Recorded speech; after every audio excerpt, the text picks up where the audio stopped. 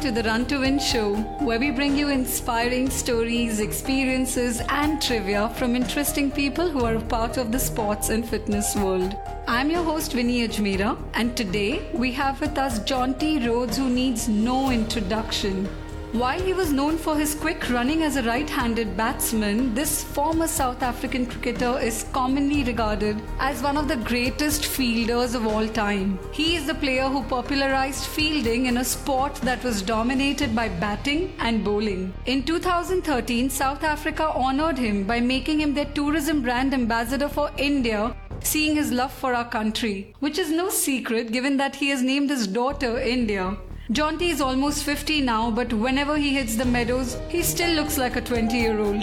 I ran into him on multiple occasions, and each time his enthusiasm and energy has amazed me. I managed to get a few mini bites from him before we finally settled down into this conversation. We had a fun chat where he shared about how he grew up playing sports, his journey to becoming a cricketer, what he thinks of running, and the importance of practice. This conversation was recorded at the race venue, and so you might hear some background noise. Please consider it as a purposefully crafted background score for your special listening. Here we go. Okay, so like I had said, I'd hoped earlier that we could get a longer bite than just the morning with Jonty. So I'm right here with him and I'm super excited. Ladies and gentlemen, just take it away. Jonty, tell me, how did your journey into cricket start? And before everything else, thank you so much for doing this again. Yeah, my pleasure. Now that I've actually woken up, I can hopefully make some sense. But my journey into cricket was a case of growing up in South Africa, where my father was a teacher, my mother also a teacher, my dad was also a sports master. I'm one of three boys, so we basically grew up playing every single sport that we could. I played cricket, soccer, hockey, tennis, a bit of athletics as well. My older brother wasn't that keen on the ball sports. He was more sailing and paddling. My younger brother is a lot bigger than me, and which is not difficult, but physically he was a lot stronger. So he actually, as 2 years younger, he would still play tennis with me in doubles in my age group, and then go back and play singles in his age group. But a good wicketkeeper, batsman, South African schools, a rugby player. So quite a big, solid unit. And we just grew up playing ball around the house, breaking windows, getting into trouble. But we had space, in South Africa you do have space. So we had a backyard and a tennis court. Tennis court, we played a little bit of tennis and mainly sort of taped up tennis ball or heavy tennis ball cricket. So it was a multi-purpose facility already at that stage. Since you were exposed to so many sports and you were playing all of those, at what point did you realize that cricket was your calling? Cricket wasn't my calling, amazingly enough. Because of apartheid era South Africa, when I was finishing school, I went to university. I have a Bachelor of Commerce degree because there was no country to play for. And at that stage, I was playing state hockey and state cricket while I was a university student. And you had 6 months of one and 6 months of the other. So winter was hockey and summer was cricket. There was never any overlapping, and it was very possible to play. But I actually had a better record as a hockey player at that stage, as a youngster. So we then got invited, India kindly invited South Africa for a tour, or 3 one-day matches in late 1991, of which I wasn't a part of, and then we went from there to the World Cup in Australia in 1992. So my first journey as a cricketer, in fact my first passport that I had, was to go and play in a World Cup in Australia for South Africa. So international cricket started before democracy. So in 1994, Nelson Mandela was elected as the first democratic president, and then all the other sports were then able to play internationally, but cricket already had a jump on them. And so my hockey career kind of took a back seat, because cricket was, in the winters you would tour England, so our winters in South Africa, obviously the English summers, and the same thing with places like Sri Lanka and India. So I was touring in the middle of hockey season, I was touring with the South African cricket team. So it was less a case of me choosing cricket, it was more a case of cricket choosing me. So I think that's very interesting because I relate to this story. I always say, so in India there is a term called Ram Bharose, which basically means your path is chosen for you. And the one thing that I always say is that even if you don't have the choice of the path you take, you have the choice to own it. So I want to learn from you, how then did you own this path, given that it wasn't your choice as such? I think interesting things, and firstly, because my father was a teacher, and I'm really grateful for this is a discipline that not always grateful. When we were small boys growing up, he was allowed to give boys a hiding at school, so he put in a lot of practice at home. And as I said, 3 boys in the house, we broke a lot of things, we got in a lot of fights, and my father didn't want to hear any stories. There was no negotiation, no discussion. It was all 3 get a hiding. So But what he did instill in me as a young sportsman, because he was a sports coach of 9 and 10-year-olds. And he just said, you can have kids there for 1 hour and they'll achieve nothing. Or you can go down with an intensity of your practice for 10 minutes and achieve way more. So his whole message to me was, you'll hear people telling you that practice makes perfect. And he said, sadly, it's only half the story. It's perfect practice that makes perfect. So that was certainly something that stood with right from the start of my cricketing career. Before I was playing for South Africa, I would practice like it was a match situation. So that little bit of advice for me from my father was something that certainly stood me in very good stead. That's a very beautiful one, actually. This is something I'm going to take back and apply. Perfect practice makes one perfect. So, of course, there may have been days when we all have our highs and lows, and with all the discipline also, there are days you don't feel like training, because training is hardcore. Sure. It is rigorous, and you always love training after you're done with it. So, how would you deal with those days, or what's the kind of self-talk you had to bring yourself out of that zone and get to training? Well, I think with regards to training, our focus as cricket players on an international stage was there's no guarantee of the result. You can work really, really hard. You can put in all the practice and all the hours that are required, but the ball deviates off the pitch, swings in the air, and before DRS, the umpires could make a bad decision against you.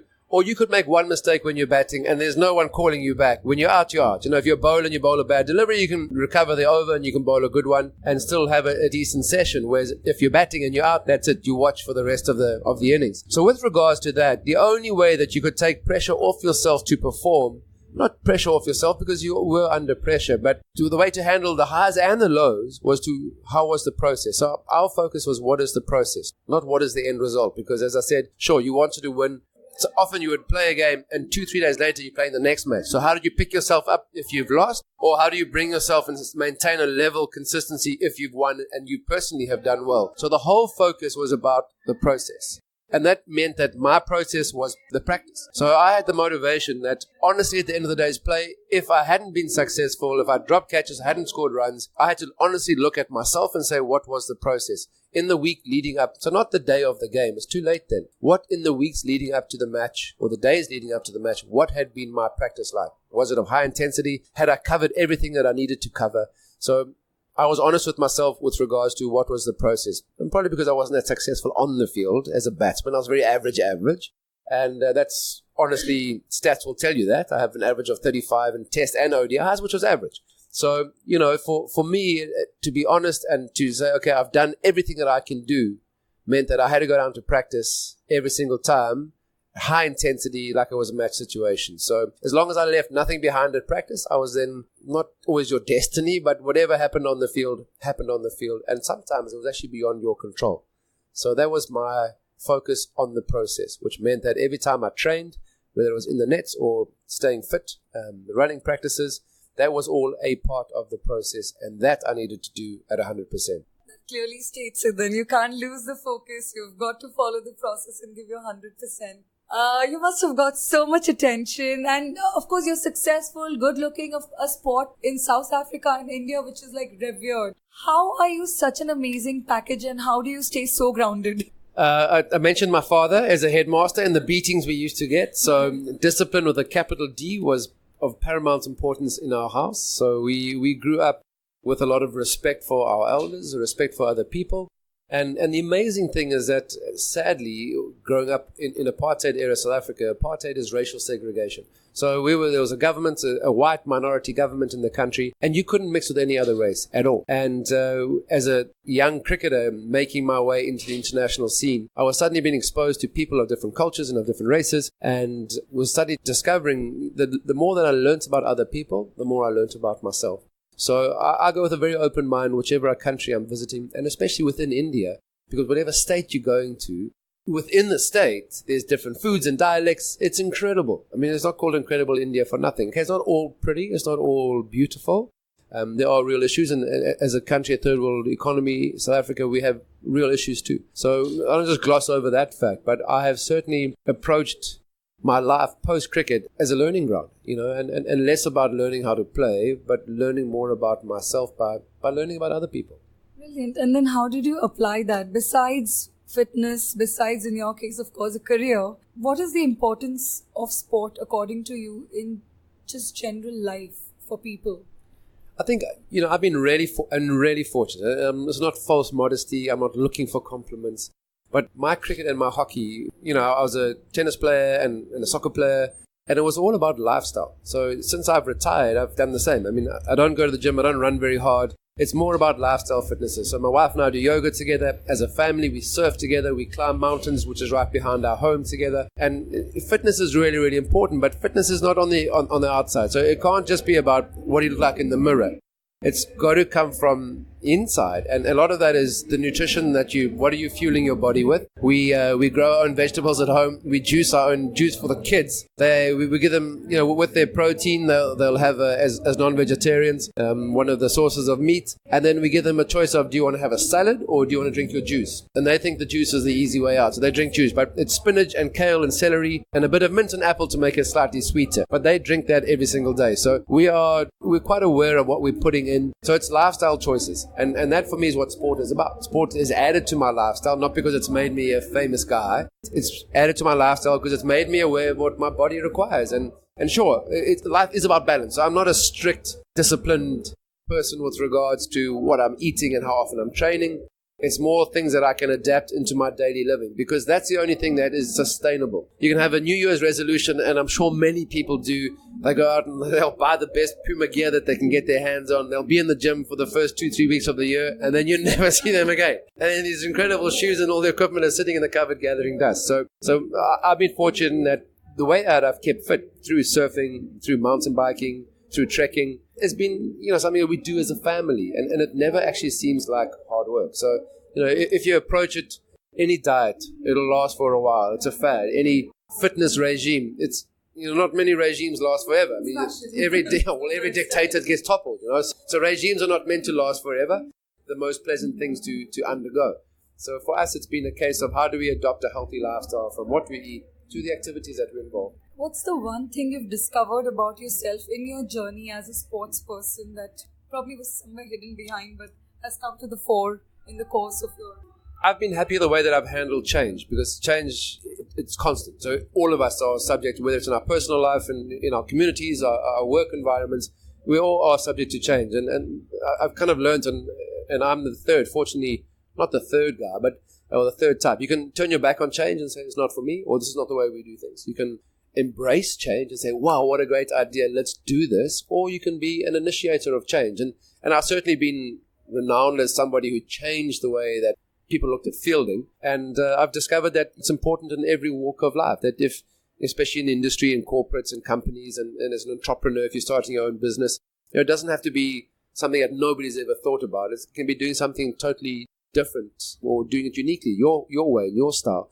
And the way that change takes place, and we've seen change taking place in cricket, it's the initiators of the change are those that stay ahead. Because embracing change just means you're keeping up with the opposition. So I've taken kind of that whole fielding philosophy as an initiator of change, and I've been trying to apply that to family life and work life after cricket. Okay, and what if Pro Cam and Anil Singh were here right now and they told you that, well, today there are millions of people who have come to just listen to you, and you have 1 minute to tell them your life's best lesson that you want to share with them. And they are cheering, they are waiting with bated breath to get that one bite or one lesson from you. What would that be? As a fielding coach, I ask my players, one run makes a difference. Do you think of T20 matches? It's often the last ball. And we've had scenarios where one run has meant the difference between winning and losing. And with the South African team at various World Cups, 99 World Cup, 2003.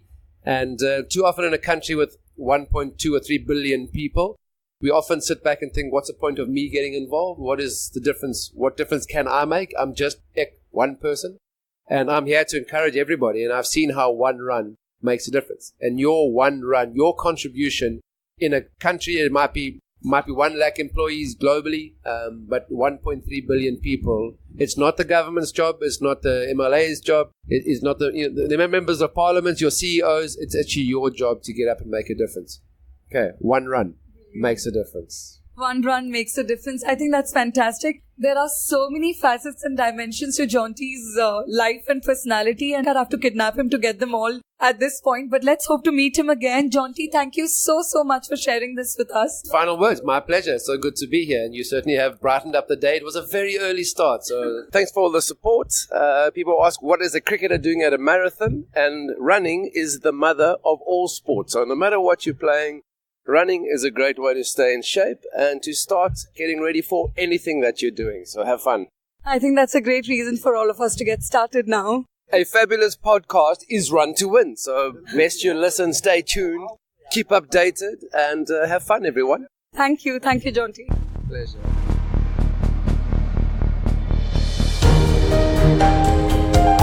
That's it for today. If you like today's episode, do like and subscribe to us and follow us on Instagram. Till the time we bring to you our next guest, stay inspired, stay fit.